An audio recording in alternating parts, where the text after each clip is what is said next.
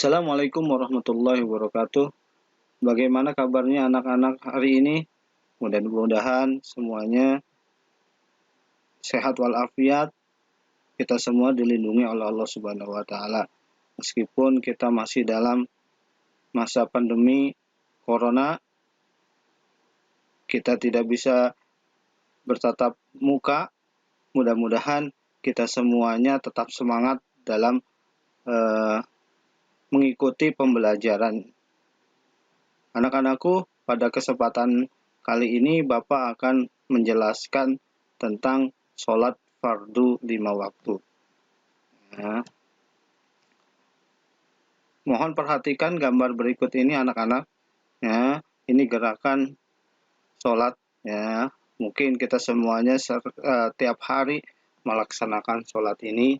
Ya, sholat 5 waktu karena memang sholat merupakan kewajiban kita sebagai orang Muslim. Ya, bahkan dijelaskan bahwa sholat merupakan tihangnya agama. Ya, agama kita akan tegak apabila kita melaksanakan sholat ini. Ya, baik, di gambar itu terlihat gerakan-gerakan sholat. Apa itu gerakan-gerakan ini? Mari kita pelajari. Ya. Oke, tujuan pembelajaran hari ini yaitu siswa bisa menjelaskan pengertian sholat fardu 5 waktu. Yang kedua, siswa dapat menyimpulkan dasar hukum sholat fardu 5 waktu berdasarkan ayat-ayat Al-Quran dan hadis. Yang ketiga, membedakan syarat sah dan syarat wajib sholat fardu 5 waktu. Yang keempat, menguraikan perkara-perkara yang membatalkan sholat fardu 5 waktu. Kemudian yang kelima, mendeskripsikan rukun-rukun sholat fardu 5 waktu berdasarkan tata urutannya. Yang keenam, mempraktikkan ibadah berdasarkan aturan fikih. Baik anak-anakku, ya kita masuk ke materi pengertian sholat. Sholat menurut bahasa adalah doa. Sedangkan sholat secara istilah adalah suatu ibadah yang meliputi peragaan tubuh yang khusus dimulai dengan takbir dan diakhiri dengan salam atau taslim. Jadi sholat sudah dicontohkan oleh Nabi kita Muhammad SAW. Ya, gerakannya, ya, kemudian bacaannya itu sudah diatur oleh Allah Subhanahu wa taala, ya, sesuai yang sudah dicontohkan oleh Nabi Muhammad SAW, yaitu sholat suatu peragaan tubuh yang dimulai dengan takbir dan diakhiri dengan salam. Ya, takbir biasanya dengan membaca Allahu Akbar. Ya, kemudian salam itu Assalamualaikum warahmatullahi wabarakatuh. Kemudian dasar hukum perintah sholat fardu, yakni ada dalam surat Al-Bayyinah, ya, ayat 5. A'udzu billahi minasyaitonir rajim. Bismillahirrahmanirrahim. Wa ma umiru illa liya'budullaha mukhlishina lahud-din hunafa'a wa yuqimus salata wa yu'tuz zakata wa dzalika dinul qayyimah.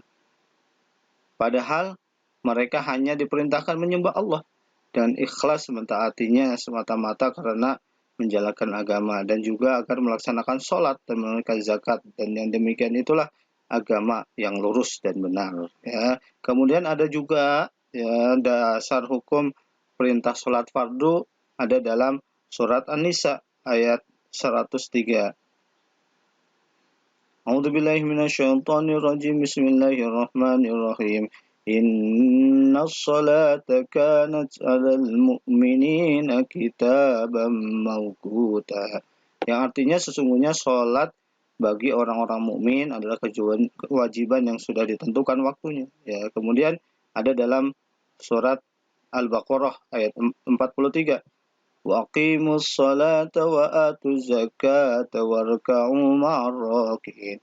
Dan dirikanlah salat dan bayarlah zakat dan rukulah bersama orang-orang yang ruku. Ya, sudah jelas dalam ayat-ayat yang tadi dibacakan bahwa Allah Subhanahu wa taala memerintahkan kepada kita seorang muslim untuk selalu melaksanakan salat. Ya, untuk apa?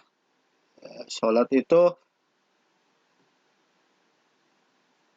merupakan perintah agama yang diperintahkan oleh Allah Subhanahu wa taala, dan sholat juga sudah diatur waktunya, ya. Inna sholata kanat 'alal mu'minina kitaban mawquta. Yakni ya waktunya ya, meliputi 5 waktu ini, ya. Ada subuh, zuhur, asar, maghrib dan isya, yang mana rokaat-rokaatnya juga sudah ditentukan oleh oleh Allah Subhanahu wa taala melalui yang sudah dicontohkan oleh Rasulullah sallallahu alaihi wasallam. Karena dalam hadis juga dikatakan, "Shollu kama ra'aitumuni." Ya, salatlah kalian seperti aku melaksanakan salat. Itu perintah yang dilakukan oleh Nabi Muhammad sallallahu alaihi wasallam agar kita sebagai umat Nabi Muhammad melaksanakan salat seperti yang dicontohkan oleh Nabi Muhammad sallallahu alaihi wasallam. Berikutnya, syarat wajib ya, dan syarat sah sholat. Syarat wajib sholat ya ini yang pertama Islam. Ya, seseorang harus Islam ketika sholat. Kemudian balik itu bisa membedakan mana yang baik dan mana yang buruk. Kemudian berakal. Jadi seorang yang sholat juga harus berakal. Ya, dia tidak dalam keadaan hilang akal ataupun gila misalnya. Ya, kemudian yang keempat, suci dari haid dan nifas. Ya, biasanya ini untuk perempuan. Ya, perempuan itu harus suci, ya baik dari haid ya ataupun nifas. Kemudian telah sampai dakwah kepadanya. Jadi setelah mendapatkan dakwah atau petunjuk dari yang lainnya. Kemudian tidak sedang tidur atau terjaga, ya. Jadi harus dalam keadaan berakal tadi. Kalau tidur kan sedang hilang akal. Kemudian syarat sah sholat ya ini yang pertama orangnya harus Islam, ya. Kemudian dia juga mumayyiz, ya. Jadi bisa membedakan mana yang baik dan buruk. Kemudian berakal.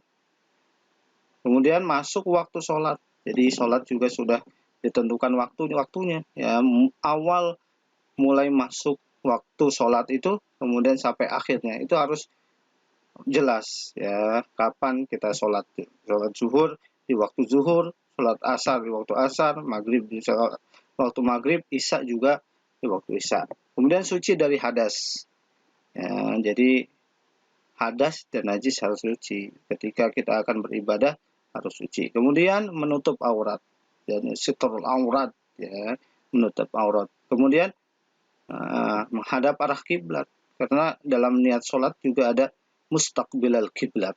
Kita harus menghadapkan wajah kita ke arah kiblat. Kemudian berniat, ya berniat untuk melaksanakan sholat. Yang 10 tertib sewaktu menunaikan sholat. Yang ke-11 mualah, tidak terputus-putus dalam melaksanakan setiap rukun sholat. Jadi dalam setiap rukun sholat itu kita harus mualah terus menerus, ya, jangan terputus, ya. Ketika kita mulai sholat takbiratul ihram, kita baca surat Al-Fatihah, baca surat-surat pendek atau surat yang lainnya, kemudian kita lanjutkan dengan ruku, i'tidal, sujud, kemudian duduk di antara dua sujud, ya, ataupun nanti tahiyat, itu harus terus menerus, ya, jangan ada jeda di antara gerakan sholat itu. Kemudian tidak berbicara kecuali yang berkaitan dengan bacaan-bacaan sholat, ya. Kita tidak boleh berbicara ketika dalam keadaan sholat, ya. Hanya bacaan-bacaan sholat yang sudah kita hafal, ya. Kemudian tidak banyak melakukan gerakan yang tidak berkaitan dengan sholat, karena menurut Imam Syafi'i, ya, kita bergerak lebih dari 3 kali, ya, kita sudah batal sholatnya. Kemudian tidak makan dan minum. Jadi ketika sholat tidak boleh, ya, sambil makan dan tidak boleh sambil minum. Itu syarat wajib dan syarat sah sholat, ya. Mungkin sampai sini mudah-mudahan semua anak-anak, ya, untuk dihafalkan ya, syarat wajib dan syarat sah sholat. Kemudian rukun sholat fardu 5 waktu ya. Yang pertama berdiri bagi orang yang mampu. Jadi ketika kita mampu berdiri harus dilaksanakan dengan berdiri, kecuali kalau kita ada dalam keadaan sakit yang tidak bisa melaksanakannya dengan secara berdiri, bisa oleh secara duduk atau berbaring ya, itu bagi orang yang sakit. Kemudian takbiratul ihram, yang mengangkat kedua tangan sambil takbir Allahu Akbar. Yang ketiga berniat di dalam hati bersamaan dengan takbiratul ihram ya. Misalnya dalam sholat maghrib kita berniat sholli fardal maghribi salah sarokaatin mustaqbilal kiblati imam lillahi ta'ala, kalau jadi imam. Kemudian membaca surat Al-Fatihah secara lengkap ya. Surat Al-Fatihah juga merupakan rukun sholat, di mana harus dilafadzkan. Kalau tidak dilafadzkan ya, sholat kita tidak sah. La sholata liman lam yaqra bi fatihatil kitab ya. Tidak sah sholatnya seseorang yang tidak membaca surat Al-Fatihah. Kemudian ruku ya, ruku. Kemudian i'tidal dan tumakninah. Tumakninah itu berdiam sesaat ya. Setelah melakukan i'tidal kita berdiam dulu ya, sejenak. Kemudian sujud 2 kali dengan tumakninah juga. Setelah sujud kita tumakninah, berhenti dulu, jangan langsung duduk di antara 2 sujud. Kemudian duduk antara 2 sujud dengan tumakninah ya, tumakninah. Kemudian duduk untuk tasyahud akhir, membaca tasyahud akhir ya. Ke-11 membaca sholawat atas Nabi, mengucapkan salam yang pertama. Yang ke-13 tertib. Nah, ini rukun-rukun sholat ini harus dilaksanakan ya. Jika kita tidak melaksanakannya bisa tidak sah sholat kita ya. Baik, selanjutnya anak-anak ya, ini perkara-perkara yang membatalkan sholat ya. Sholat kita bisa batal apabila melakukan salah satu dari ke-10 ini. Yang pertama berbicara dengan sengaja ya. Berbicara dengan sengaja, tidak boleh berbicara. Kita ketika sholat harus khusyuk, seakan-akan kita melihat Allah Subhanahu wa Ta'ala. Kemudian tertawa ya, berbicara tertawa tidak boleh. Berhadas ya, hadas itu ada yang besar ada yang kecil ya, baik hadas besar atau hadas kecil ya, harus bisa membatalkan. Kemudian terbukanya auratnya ya, jadi kita jangan membuka aurat kita ya. Aurat laki-laki sudah jelas ya, dari pusar sampai ke ke lutut ya. Untuk perempuan semua ya bagian tubuh kecuali muka dan telapak tangan. Yang kelima merubah niatnya. Ketika kita akan sholat maghrib ya, sholatnya niatnya sholat maghrib, jangan kita sholat maghrib tapi niatnya sholat isya ya, tidak boleh. Terus membelakangi kiblat tidak boleh ya, kita harus menghadapkan muka kita ke kiblat, ke arah kiblat ya, mustaqbilal kiblat. Kemudian makan dan minum ini membatalkan juga. Kemudian murtad itu apa ya? Keluar dari Islam ya. Ketika kita sholat ya harus Islam ya, karena merupakan syarat sah sholat. Meninggalkan salah satu rukun dengan sengaja ya, rukun itu harus dilaksanakan. Misalnya tadi tidak membaca Al-Fatihah tidak boleh. La sholata liman lam yaqra fatihatil kitab, kecuali kalau memang meninggalkan rukun itu karena lupa, tidak apa-apa, bisa diganti dengan sujud sahwi nantinya. Kemudian yang ke-10 bergerak dengan banyak, 3 kali gerakan atau lebih berturut-turut, tidak boleh bergerak secara sengaja ya, ini bisa membatalkan sholat kita ya.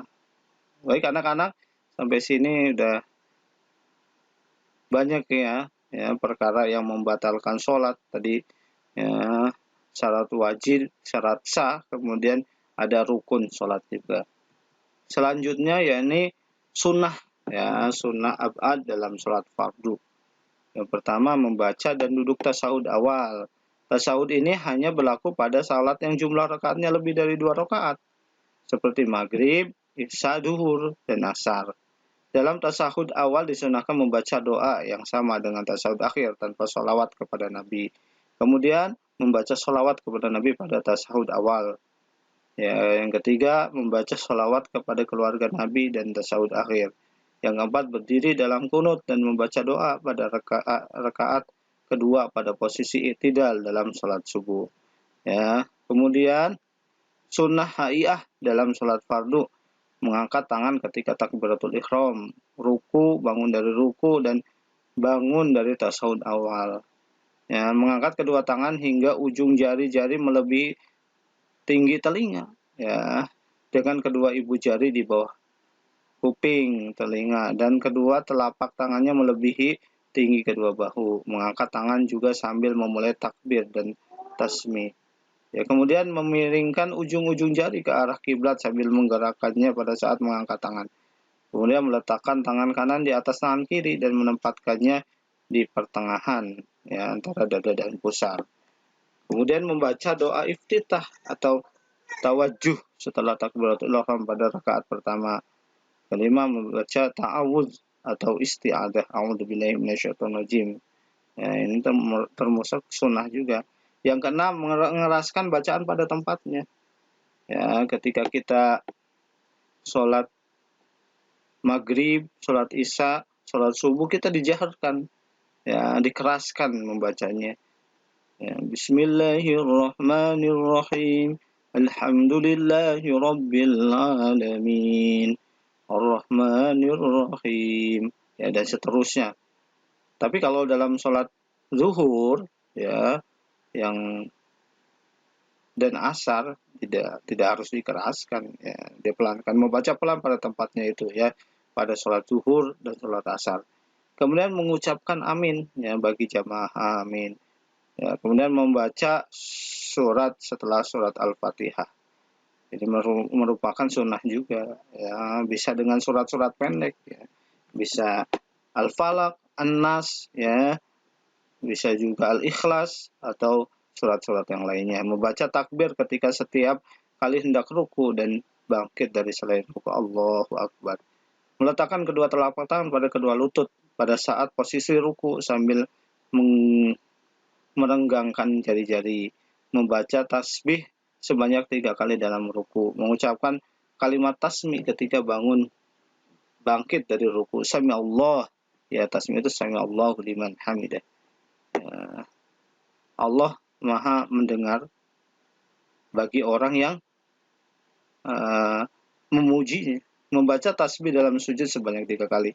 Meletakkan kedua tangan di hadapan kedua bahu dalam sujud dengan jari-jari merapat menghadap kiblat. Kemudian disunahkan untuk membaca doa dan dalam posisi duduk di antara dua sujud. Duduk iftirosi ada dalam duduk di antara dua sujud dan duduk tasyahud awal, yaitu dengan menduduki kaki-kaki dan menegakkan kaki kanan. Yang ke-18 mengucapkan salam kedua. Yang ke-19 menolehkan wajah ke kanan dan ke kiri ketika mengucapkan salam. Yang ke-20 khusyuk dalam sholat. Ya, kita juga ketika sholat dituntut untuk khusyuk, ya, khusyuk, seakan-akan kita sedang melihat Allah di depan kita, karena ibadah sholat merupakan ibadah yang sangat dituntut, ya, untuk muslim melaksanakannya, ya, kewajiban. Baik anak-anakku, yang selanjutnya yakni hikmah sholat fardu. Ya, yang pertama dapat mencerahkan wajah, kemudian menerangi hati, kemudian menyehatkan badan. Ya, disebutkan juga gerakan sholat merupakan gerakan yang paling sehat menurut para dokter. Kemudian menjadi faktor ketenangan dalam kubur, menjadi sebab turunnya rahmat, kunci membuka pintu langit. Yang ke-7 dapat memberatkan timbangan. Yang ke-8 tempat keridhaan Allah Subhanahu wa taala. Ya, 9 bernilai surga. 10 menjadi tabir dari siksa neraka. Anak-anakku semuanya, ya, Bapak akan mengelompokkan kalian, ya, ini dalam lembar kerja peserta didik, ya, masalah dan diskusi. Nanti Bapak akan susun kelompok kalian, kemudian mohon semuanya untuk mengerjakan sesuai dengan kelompok-kelompoknya. Ya, masalah-masalah yang ada di sini. Mengapa kita harus melaksanakan sholat fardu 5 waktu? Ya, mengapa kita harus suci sebelum sholat? Ya, kemudian mengapa kita harus tahu tata cara melaksanakan sholat? Mengapa kita harus tahu rukun-rukun sholat? Apa saja hikmah ketika rajin melaksanakan sholat fardu? Nanti anak-anakku dikumpulkan, ya. Bapak bagi kelompoknya, kemudian kalian diskusi kelompok, kemudian dikumpulkan. Baik, anak-anakku, mungkin hanya ini video pembelajaran tentang sholat fardu 5 waktu. Terima kasih atas segala perhatiannya. Semuanya semangat dalam belajar, semangat dalam menuntut ilmu, ya, karena ilmu adalah jendela dunia. Dengan ilmu kita bisa mendapatkan segalanya, ya. Semuanya harus semangat, menjeda wajada, dan selalu jaga protokol kesehatan, ya, memakai masker, menjaga jarak, dan mencuci tangan. Terima kasih untuk semuanya anak-anakku, semangat belajar, ya, semangat dalam menuntut ilmu. Terima kasih dari Bapak. Wassalamualaikum warahmatullahi wabarakatuh.